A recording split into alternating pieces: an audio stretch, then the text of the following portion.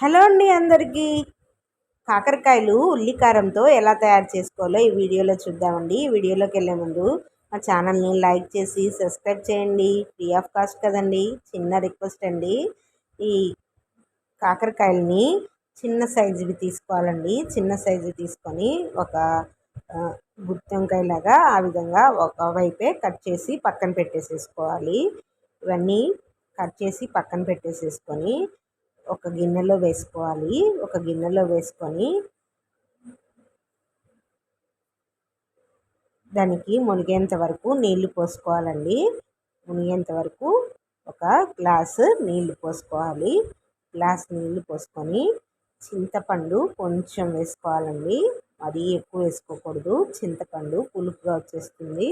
కొంచెం వేసుకొని ఒక స్పూన్ ఉప్పు, పసుపు వేసేసుకొని పొయ్యి మీద పెట్టేసేసి ఆ నీరంతా ఇరిగిపోయేంత వరకు చక్కగా స్టవ్ మీద పెట్టేసేసుకోవాలి. నీరంతా ఇరిగిపోయేంత వరకు పెట్టుకోవాలండి. ఆ లోపల మనము ఉల్లిపాయకి ప్రిపేర్ చేసుకుందామండి. ఉల్లిపాయ మసాలా ఒక మీడియం సైజు 3 ఉల్లిపాయలు తీసుకొని ఇవన్నీ వీడియోలో చూపిస్తున్న విధంగా ఆ విధంగా కట్ చేసుకొని మిక్సీలో వేసుకోవాలి. మిక్సీలో వేసుకొని దాంట్లో కొన్ని మసాలాలు వేయాలి.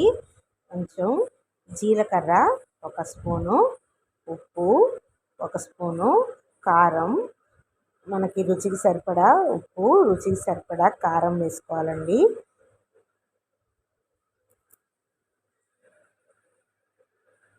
కారం 3 స్పూన్లు వేసాను. మీకు రుచికి సరిపడదంటే ఇంకొంచెం వేసుకోవచ్చు. వెల్లుల్లిపాయలు కూడా వేసుకోవాలి. వెల్లుల్లిపాయలు మనకి ఎక్కువ కావాలనుకుంటే ఎక్కువ వేసుకోవచ్చు.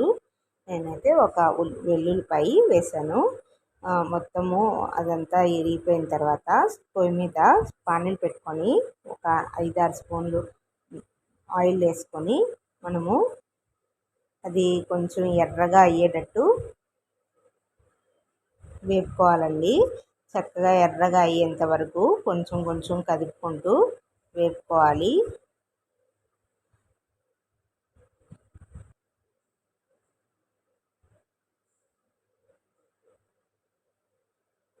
ఒక 5 నిమిషాలకి అలా చూసుకుంటూ వేపుకుంటూ ఉంటే వేగిపోతుందండి. చక్కగా మనము దగ్గరుండి మీడియం ఫ్లేమ్లో పెట్టుకోవాలి. మీడియం ఫ్లేమ్లో పెట్టుకొని చూసుకొని అదిగోండి ఆ విధంగా వచ్చిన తర్వాత కాకరకాయలని తీసేసుకోవాలి. కాకరకాయలన్నీ తీసేసిన తర్వాత మనము ఉల్లిపాయ పేస్ట్ చేసి పక్కన పెట్టుకున్నాం కదా, ఆ పేస్ట్ అంతా వేపుకోవాలి. అదే నూనెలో ఉల్లిపాయ పేస్ట్ వేసేసుకోవాలి. మనకి ఉల్లిపాయ పేస్ట్ వేయడానికి కొంచెం నూనె ఎక్కువే పడుతుందండి.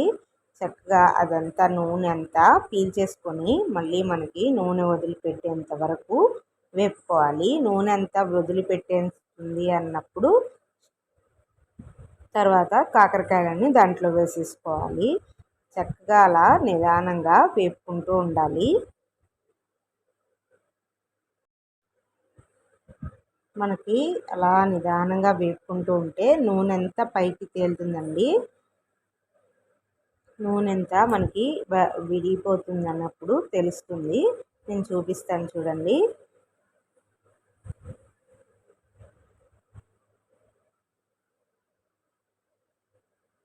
ఇవన్నీ అలా నూనె అంతా పైకి తేలాలి. నూనె అంతా పైకి తేలిన తర్వాత కాకరకాయలని వేసేసుకోవాలి. కాకరకాయలకి అదంతా గుజ్జంతా పట్టేటట్టు కలిపేసుకోవాలి.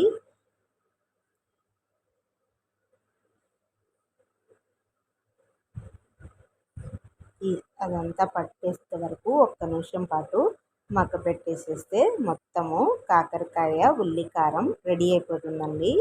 నచ్చిందా ఫ్రెండ్స్? నచ్చితే మా ఛానల్ని లైక్ చేసి సబ్స్క్రైబ్ చేయండి. ఈ స్టేజ్లోనే మనకు ఉప్పు కారం సరిపోలేదు అనుకుంటే కొంచెం ఉప్పు కారం వేసేసుకోవాలి.